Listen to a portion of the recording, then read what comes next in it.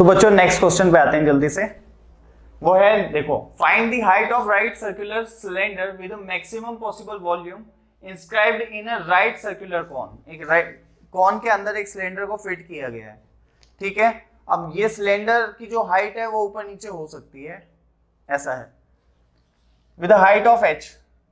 अच्छा, right circular cone fix है जिसकी हाइट h है और बेस रेडियस r है। Okay, given that axis and the base of cylinder and cone coincides. कुछ नहीं है, बस ये ऐसा है, सिंपल सी बात है। देखिए ये कौन है, कौन, इसके अंदर एक सिलेंडर बना देते हैं। अच्छा, एक्सिस एंड बेस कोइंसाइड हो रहे हैं, ठीक है। ये इसका बेस है कौन का, तो ये कौन का बेस है, इसका भी बेस यही है और इसका एक्सिस ये है और सिलेंडर का भी एक्सिस यही है। ऑलराइट गाइस, अब ये सिलेंडर है, ठीक है। अब मुझे नहीं पता इस सिलेंडर की हाइट कितनी है, क्या है क्या नहीं है, ठीक। अब ध्यान से देखिएगा, ध्यान से देखिएगा। लेकिन हाँ, इतना जरूर पता है कि ये जो हाइट है ये h दी गई है और ये जो रेडियस है वो r दी गई है। ऑलराइट, अब मुझे क्या बताना है कि find the height of right circular cylinder with a maximum possible volume. वो सिलेंडर की हाइट बतानी है जिस पे उसका वॉल्यूम मैक्सिमम हो, ठीक है बच्चों। All right, okay. अब कौन का वॉल्यूम कितना होता है, पाई आर स्क्वायर एच। कौन का नहीं, सॉरी, सिलेंडर का, pi R square H. All right, चलिए आप देखते हैं ध्यान से। देखो ये क्या है, सिलेंडर क्या क्या पॉसिबिलिटीज है, क्या क्या पॉसिबिलिटीज है वो मैं तुम्हें यहां पे इसको इसमें दिखा रहा हूं। ऑल राइट, एक तो ये सिलेंडर, ठीक है। अब कुछ भी हो सकता है, ऐसा भी हो सकता है,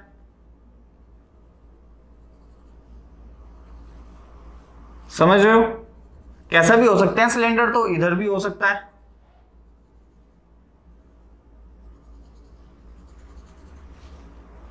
ऑलराइट, तो आई डोंट नो इसकी हाइट और बेस क्या होगा क्या नहीं, लेकिन हाँ एक बात ध्यान रखो, पाई आर स्क्वायर एच, क्या, पाई आर स्क्वायर एच इसका वॉल्यूम है।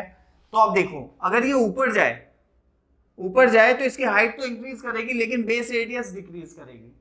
अगर ये नीचे आए तो इसकी हाइट डिक्रीज करेगी लेकिन बेस रेडियस इंक्रीज करेगी। और ये किस प्रोपोर्शन में कर रही है ये हमें पता नहीं है सही से, इस वजह से हम कोई कमेंट नहीं कर सकते, एक इंक्रीज कर रहा है एक डिक्रीज कर रहा है। एक बंदा ये भी सोच सकता है कि यार रेडियस का आर स्क्वायर लिखा हुआ है और हाइट है एच, तो आर का इफेक्ट ज्यादा पड़ेगा, वो बात ठीक है। लेकिन अगर ऐसा हो रहा है कुछ कि रेडियस तो बहुत हल्की सी चेंज हो रही है और हाइट बहुत ज्यादा चेंज हो जाती है, फिर वो उस चीज को भी मिनिमाइज कर देगा, ठीक है। तो ऐसा कुछ बोल नहीं सकते हम डायरेक्ट, आप ऐसे कुछ नहीं बोलेंगे। ऑलराइट, तो ठीक है, मुझे नहीं पता है क्या करना है, लेकिन हाँ आगे बढ़ते हैं अब हम क्वेश्चन में। देखिएगा, अब ध्यान से देखिएगा मैं कैसे कर रहा हूं इसे। तो कुछ तरीके हैं, let me think of it, सोच लेता हूं मैं भी थोड़ा सा। ओके, देखो ध्यान से देखो, मैंने इसे ना थीटा मान लिया, इस एंगल को याद रखना, ये तरीका याद रखें। कौन के केस में, कौन के अंदर जब सिलेंडर हो तो बेस्ट होता है इसे थीटा मान लो, इस एंगल को। और ये एंगल फिक्स है क्योंकि कौन फिक्स है, कौन मूविंग नहीं है, कौन ऊपर नीचे नहीं हो रहा है, कौन तो एक हाइट एच है, रेडियस आर है। तो ऑब्वियसली यहां से मैंने लिख दिया tan थीटा। बताओ tan थीटा कितना हो जाएगा, tan थीटा होगा h बाई आर। कौन के केस में ये थीटा गिवन है, थीटा एक गिवन थिंग है, कोई वेरिएबल नहीं है, तो थीटा ही देंगे, अल्फा ले लो अगर ऐसा लग रहा है तो, अल्फा एक गिवन है, ठीक है। ये वो वाला थीटा नहीं है जो जैसा हमने पहले उसमें थीटा लिया था और वो थीटा की रेंज लिखी थी, यहाँ पे रेंज नहीं लिखनी अल्फा की, ये तो फिक्स है h by r, that's all. Okay okay, अब ध्यान से देखना बच्चों, ध्यान से देखें। अब मैं क्या कर रहा हूं, मैंने मान लिया जो इसकी हाइट है सिलेंडर की, हाइट ऑफ सिलेंडर वो मैंने मान ली x। कितनी मान ली बच्चों, x, क्लियर है, x मान ली। ओके अब एक बंदा क्या करता है, इसकी हाइट को x मानता है, उसकी रेडियस ये वाली जो विड्थ है इसे y मान लेता है, इसकी रेडियस को सिलेंडर की। तो कितने वेरिएबल आ गए, 2। मैं कह रहा हूं इसकी जरूरत नहीं है, ध्यान से देखिएगा। जब तुम्हें पता है ये एंगल अल्फा है, ये जो स्लांट हाइट है ना, इसका बेस के साथ एंगल है अल्फा, ध्यान से।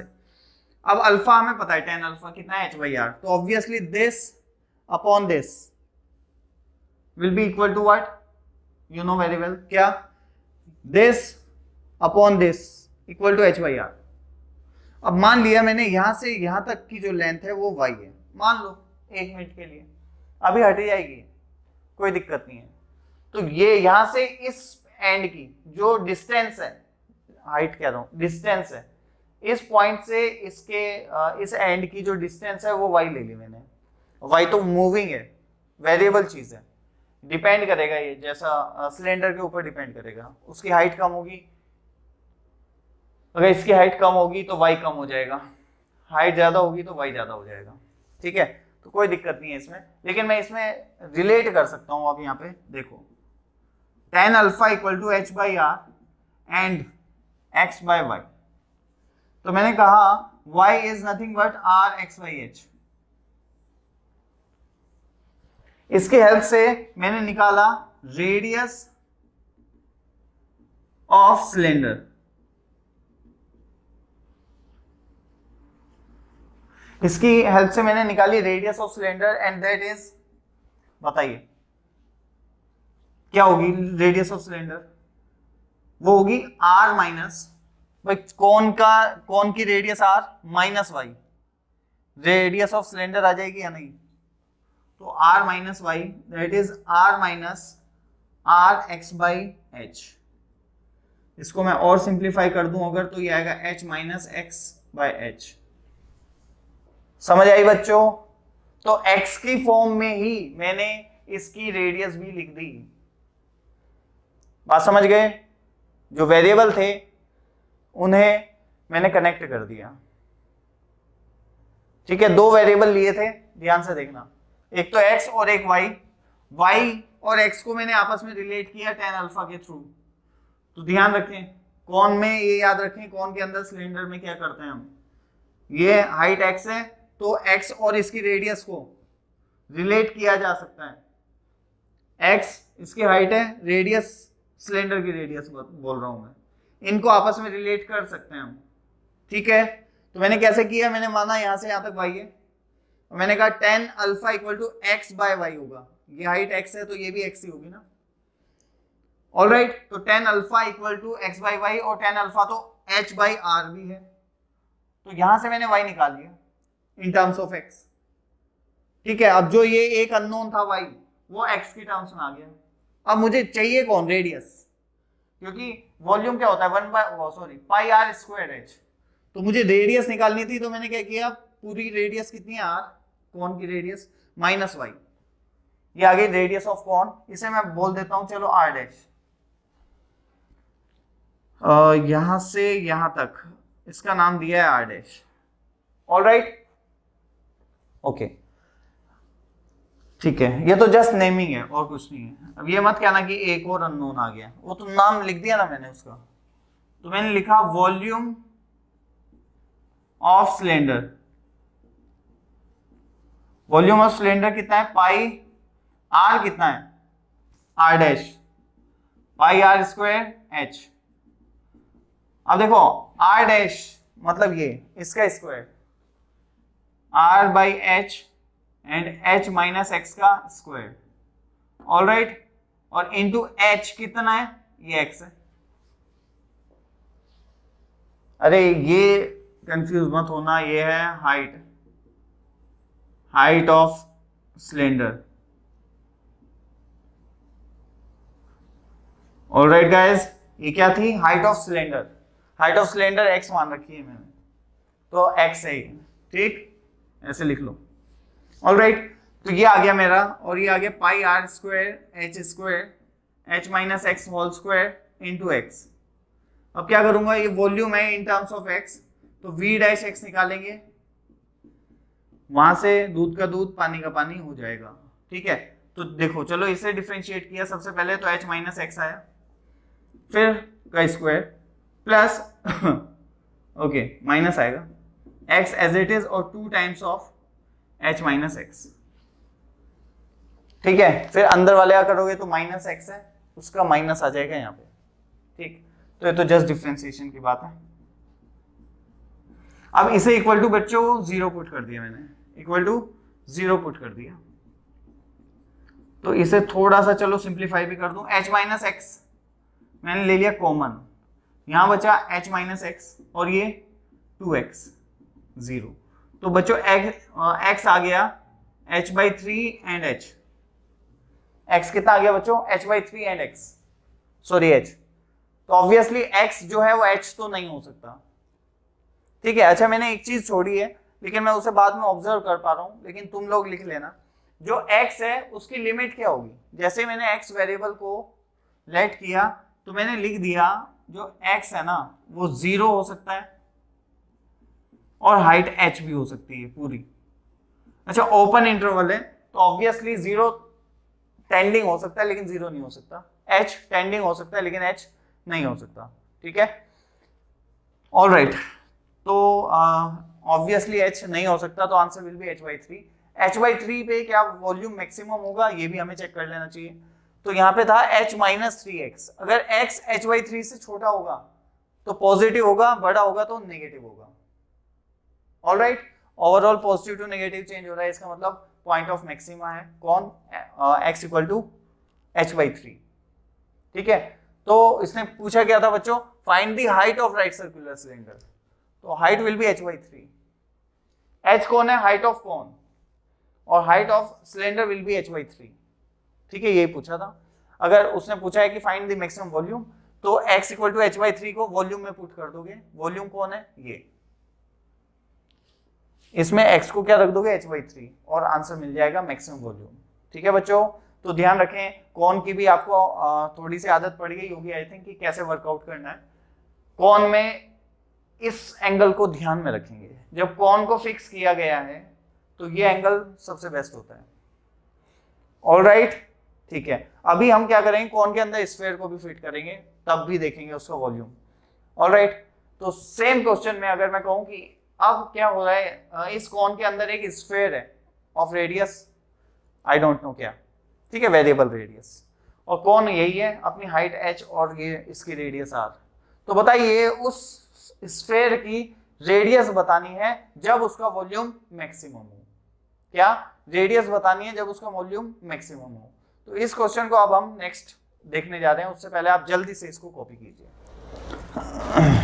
हेलो एवरीवन, तो जल्दी से नेक्स्ट क्वेश्चन देखते हैं। ये क्या है? Find the minimum value of cone which inscribes the sphere of radius r। अब ठीक है, जैसे कि एक कॉन है उसके अंदर एक स्फीयर है। अच्छा, ये स्फीयर की जो रेडियस है वो फिक्स है। ऑलराइट, स्फीयर की जो रेडियस है वो फिक्स है, मतलब एक स्फीयर ये तो फिक्स है। अब इसे इंस्क्राइब करने वाले इनफाइनाइट कॉन्स हो सकते हैं। कॉन को एज ए ट्रायंगल मानिए और स्फीयर को एज ए सर्कल मानिए। ठीक है, तो मैं क्या कह रहा हूं, एक जो सर्कल है वो कितने ट्रायंगल्स का इन सर्कल बन सकता है? इनफाइनाइट। एंड दूसरी बात यह है कि एक ट्रायंगल के कितने इन सर्कल हो सकते हैं? एक। लेकिन एक सर्कल इनफाइनाइट ट्रायंगल्स का इन सर्कल हो सकता है। तो इस बात को मैं आपको एक्सप्लेन ऐसे कर देता हूं। जैसे ये सर्कल है, अब ये एक ट्रायंगल है जिसका ये इन सर्कल है। सिमिलरली अगर मैं एक ऐसे ड्रॉ करूं, ऑलराइट, तो ये जो ट्रायंगल दूसरा ट्रायंगल बना है अभी, इसका भी ये इन सर्कल है। क्लियर है या नहीं? तो ऐसे इनफाइनाइट बना सकता हूं। एंड अगर मैं बात करूं इस ट्रायंगल की, ये जो ट्रायंगल है इसका इन सर्कल कितने हो सकते हैं? सिर्फ एक, ये। तो अगर मैं एक कॉन को फिक्स कर दूं कि उसकी हाइट दे दूं और रेडियस दे दूं, ठीक है, कॉन को फिक्स कर दिया, उसकी हाइट दे दी और रेडियस दे दी, तो ये पक्का है उसके अंदर सिर्फ एक ही स्फीयर आ सकता है पर्टिकुलर साइज का। ठीक है, ओके। दूसरी बात, लेकिन अगर मैंने एक स्फीयर दे दिया और पूछा बताइए कितने कौन बनेंगे, कितने कौन के अंदर इंस्क्राइब होगा, तो वो इनफाइनाइट कॉन्स बन सकते हैं। इनफाइनाइट कॉन्स के अंदर उसको डाला जा सकता है। ठीक है, अब मुझे वो कौन चाहिए जिसकी वॉल्यूम, जिसका वॉल्यूम मैक्स मिनिमम हो। ठीक है, उस कौन की रेडियस बतानी है ना, I think find the minimum volume of कौन। अच्छा, वॉल्यूम बताना है, मिनिमम वॉल्यूम ऑफ कौन, कौन की मिनिमम वॉल्यूम कितना हो, so that it inscribes this sphere, इस स्फीयर को इंस्क्राइब करे और वॉल्यूम क्या हो, मिनिमम हो, तो वो बताना है। या ऐसा भी कहा जा सकता है कि उसके कॉरेस्पॉन्डिंग रेडियस बतानी है, जिस कौन का वॉल्यूम मिनिमम होगा ना उसकी रेडियस बतानी है, ऐसा भी पूछा जा सकता है। ठीक है, तो क्वेश्चन स्टार्ट करते हैं जल्दी से। तो ये मैंने हटा दिया।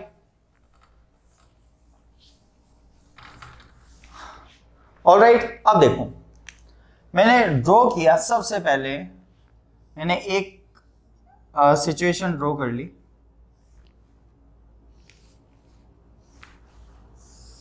और ये ठीक है, मान लेते हैं ये है वो कौन अपना।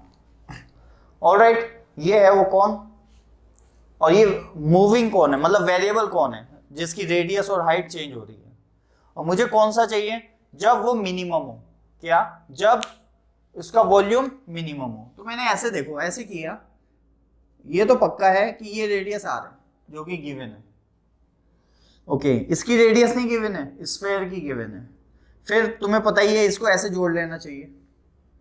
मान लेता हूं ये एंगल है अल्फा। बच्चों मैंने बताया था कौन के केस में ये एंगल ले लेना चाहिए हमें। और इस बार कौन फिक्स नहीं है, दैट्स व्हाई अल्फा जो है वो कौन है, वेरिएबल। अल्फा कौन है, वेरिएबल। ऑलराइट, ठीक है। अच्छा, अगर ये अल्फा है, ये आर है, तो ये कौन, तो मान लो चलो ये एक्स है, तो टेन अल्फा कितना, आर बाई एक्स, तो एक्स कितना, r cot alpha. Alright, r x को भी मैंने अल्फा की फॉर्म में कन्वर्ट कर लिया। Clear, okay. अब मुझे नहीं पता इसकी हाइट कितनी है। मान ली मैंने एच है, चलो वाई मान लो, मान लिया मैंने जो इसकी हाइट है वो वाई है। अब ये चेंज हो रही है, समझ रहे हो ना, कौन फिक्स नहीं है तो चेंज हो रहा है। लेकिन मैं कोशिश करूंगा एक ही वेरिएबल की फॉर्म में बनाने की, अल्फा के फॉर्म में ही वाई को निकालना। तो देखो ध्यान से, ऐसे। अच्छा, ये ट्राइंगल और ये इन सर्कल लग रहा है या नहीं, बिल्कुल है, ये ट्राइंगल है एक्चुअल में, तो ये कौन है और ये स्फीयर है। लेकिन अगर उसे मैं 2D ज्योमेट्री में कन्वर्ट कर दूं तो ये ट्राइंगल है और ये इसका इन सर्कल है। और इन सर्कल क्या होता है, इन सर्कल का जो सेंटर होता है वो क्या चीज होती है, intersection point of angular bisectors. क्या, intersection point of angular bisectors. That means अगर ये अल्फा, तो ये पूरा एंगल कितना होगा बच्चों, 2 अल्फा होगा। ऑलराइट, यहां से मैं कुछ दिमाग लगा सकता हूं, कैसे, देखो tan 2 अल्फा बच्चों होगा y अपॉन दिस x, होगा कि नहीं, ओके। अच्छा, यहां से मैंने कहा y इक्वल टू क्या, x tan 2 अल्फा। अच्छा, मुझे पता है x को कितना है, r कोट अल्फा, तो मैंने लिख दिया r coat alpha into tan 2 alpha, because x is r coat alpha. तो y को भी मैंने अल्फा की फॉर्म में बना लिया है। अब जस्ट वॉल्यूम निकालना है, volume in terms of alpha, 1/3 pi r square h, और r क्या है, radius of cone, that is x, in this case that is x, pi r square h, height कितनी है y, तो मैंने कहा 1/3 पाई r कोट अल्फा का square, और ये आ गया r coat alpha into tan 2 alpha. Alright, तो ये आ गया r क्यूब पाई बाई 3, अंदर देखते हैं अब क्या बना, cot cube alpha into tan 2 alpha. Alright, फिर डिफरेंशिएट करेंगे, पता है ट्रिग्नोमेट्री से तो ये होना भारी हो जाएगा। तो इसका डिफरेंशिएशन कॉट का क्या होगा, पहले तो ऐसे,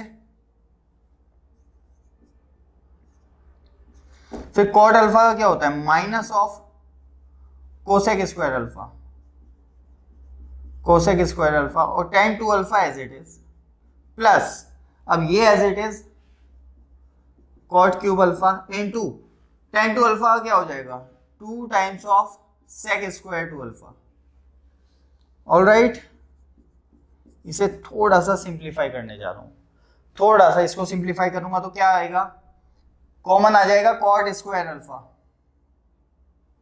तो मैंने ले लिया कॉमन, कॉट स्क्वायर अल्फा को कॉमन लिया, ये बना 3 टाइम्स ऑफ, ओके चलो ऐसे लिख लिया साइन स्क्वायर अल्फा और tan टू अल्फा, ठीक है। ओके नेक्स्ट बन रहा है बच्चों, यहां पे क्या आएगा कॉट अल्फा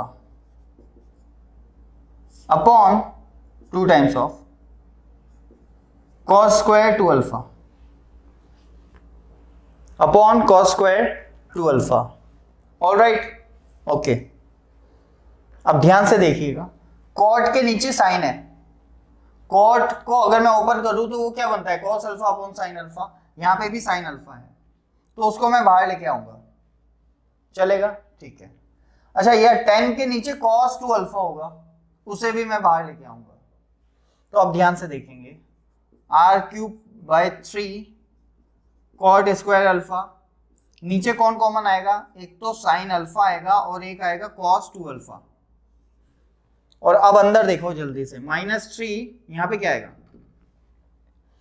यहां पे आएगा साइन 2 अल्फा और यहां पे एक साइन अल्फा बचा हुआ है, प्लस यहां पे 2 cos अल्फा, इसका साइन तो चुरा लिया मैंने, यहां पे बाहर लिया है, और इसकी एक पावर चुराई है, that is cos 2 alpha.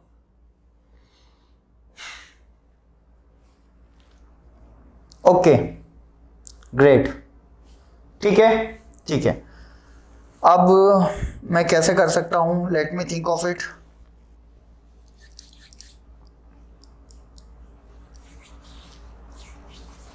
If I am not wrong, यहाँ पे कॉस आ गया, बिल्कुल सही है, एक साइन मैंने बाहर ले लिया तो यहाँ पे साइन अल्फा आया, इसमें से साइन अपॉन कॉस था तो कॉस 2 अल्फा बाहर ले लिया, कोई दिक्कत नहीं है।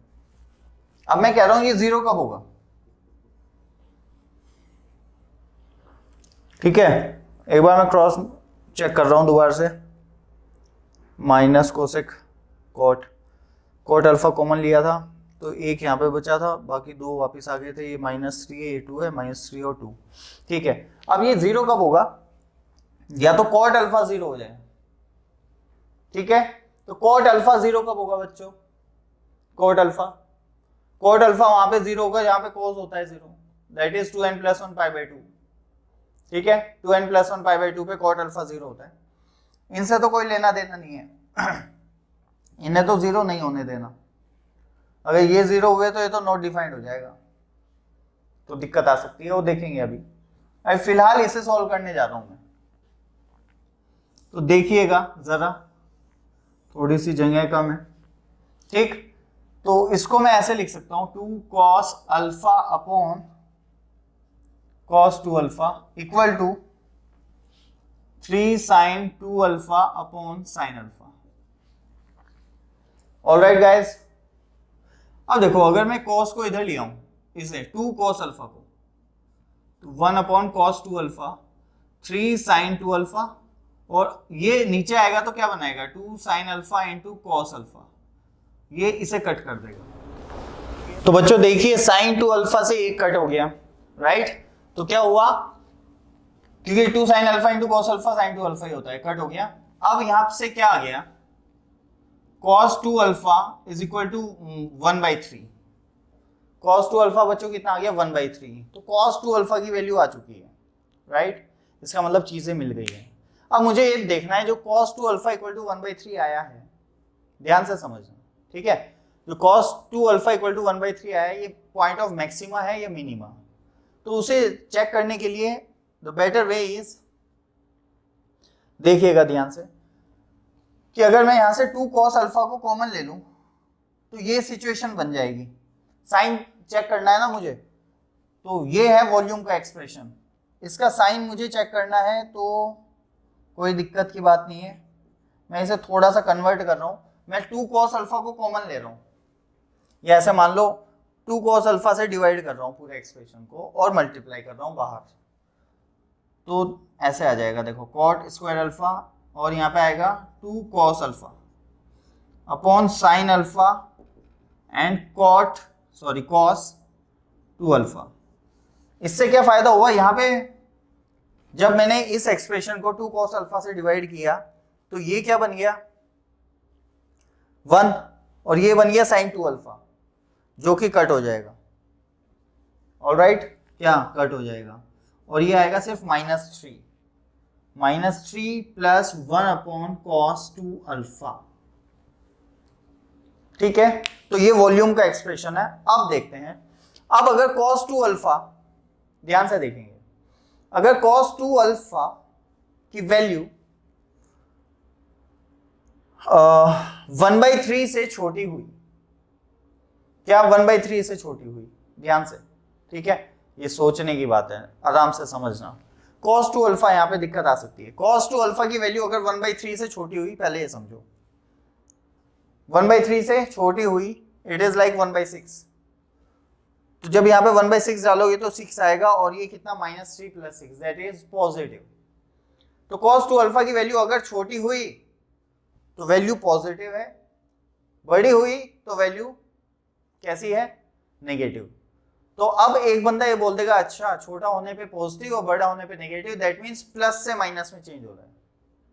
नहीं, क्योंकि cos 2 अल्फा एक डिक्रीजिंग फंक्शन है। अब ध्यान से समझना, जब cos 2 अल्फा डिक्रीज करेगा तो अल्फा एक्चुअल में इंक्रीज कर रहा होगा। अगर cos 2 अल्फा की वैल्यू 1/3 से छोटी है तो 2 अल्फा की वैल्यू उस टाइम बड़ी होगी। आप समझ रहे हो, अल्फा की बड़ी वैल्यू के लिए cos 2 अल्फा की वैल्यू छोटी आएगी, जिस वजह से ये पॉजिटिव मिलेगा। ऑलराइट, जिस वजह से ये पॉजिटिव मिलेगा। तो एक्चुअल में नेगेटिव से पॉजिटिव हो रहा है। साइन चेंज कैसे हो रहा है, नेगेटिव से पॉजिटिव। तो पॉइंट ऑफ मिनिमम, समझ गए, ये बात ध्यान में रखनी होती है, ये ध्यान रखें, गलतियां होती हैं यहीं पे। cos 2 अल्फा एक डिक्रीजिंग फंक्शन होता है 0 से पाई में जब उसे इनपुट मिले, और अल्फा जो है उसकी भी आप लिमिट निकाल सकते हो, अभी बता दूंगा लिमिट 0 से π/2 होगी। तो अगर अल्फा 0 से π/2 है तो 2 अल्फा कहां से होगा, 0 से पाई, और 0 से पाई में cos 2 अल्फा डिक्रीजिंग फंक्शन होता है। तो अगर cos अल्फा की वैल्यू छोटी है तो एक्चुअल में अल्फा बड़ा डाला होगा, और cos अल्फा की वैल्यू बड़ी है तो एक्चुअल में अल्फा छोटा डाला होगा। तो अगर इससे बड़ी वैल्यू आएगी तो नेगेटिव आएगा, ये उस टाइम में जो इनपुट होगा वो कम होगा। तो नेगेटिव से पॉजिटिव में चेंज हो रहा है बच्चों। तो पॉइंट ऑफ मिनिमा, तो 2 alpha is equal to cos inverse 1/3 and alpha equal to 1/2 cos inverse 1/3, point of minima क्या है, पॉइंट ऑफ मिनिमा। बच्चों बात समझ गए। तो इस अल्फा के लिए मिनिमम वैल्यू आएगी वॉल्यूम की, ठीक है। अब आएगी कितनी, तो ये तुम्हारे ऊपर है, अब तुम अपने आप करो। भाई वॉल्यूम तुम्हें पता ही है, ये है, ये रहा वॉल्यूम। अब इसमें cot अल्फा और tan 2 अल्फा की वैल्यू निकाल लो। भाई cos 2 अल्फा पता है आपको, cos 2 अल्फा की वैल्यू पता है, क्या tan 2 अल्फा नहीं निकाल पाओगे, क्या cot अल्फा नहीं निकाल पाओगे, दोनों निकालो, ट्रिग्नोमेट्री, बेसिक ट्रिग्नोमेट्री, वैल्यू निकालना और इसमें रख देना, आंसर आ जाएगा, वॉल्यूम की मिनिमम वैल्यू आ जाएगी। बच्चों समझ आ गया। और ये भी पता चल गया कि अल्फा 1/2 cos इनवर्स 1/3 होना चाहिए जब इस कॉन का जो वॉल्यूम होगा वो मिनिमम होगा। ऑल राइट, इजी क्वेश्चंस हैं। ओके, अब अल्फा की लिमिट की बात कर लेते हैं कि जो मैंने अभी बोला 0 से π/2 होगी, तो कैसे, देखो ध्यान से देखिए, जैसे जैसे ये लाइन ऐसे होती जाएगी, टेंजेंट तो है इसकी, ये लाइन ऐसे होती जाएगी, तो ये एंगल क्या होगा, डिक्रीज होगा, और मान लो ये पॉइंट इनफाइनाइट पे चले गए, तो ये एंगल किधर हो जाएगा, टेंडिंग टू 0। सही है, बिल्कुल सही है। अब ऐसे समझो, ये तो हो गई लोअर लिमिट। अब ऐसे समझो कि ये लाइन ऐसे आ गई, ऐसे है ना, और ऐसे होती जा रही है, तो एक टाइम आएगा ऐसे हो जाएगी, तो अल्फा कितना हो जाएगा, π/2। उसके उससे जस्ट हल्का सा एक जस्ट इंस्टेंट पहले तक तो ट्रायंगल बन रहा था, उस टाइम नहीं बनेगा। तो π/2 पे ओपन इंटरवल कर दोगे, 0 पे भी ओपन इंटरवल कर दोगे, 0 से π/2 में ये लाई करेगा, ठीक है, एंगल। ऑलराइट, और मैंने बता दिया वो कितना होगा, 1/2 cos इनवर्स 1/3। मैंने कॉट लिख दिया गलती से, it should be cos inverse 1/3, point of minima. All right, then pause the video and note it down fast.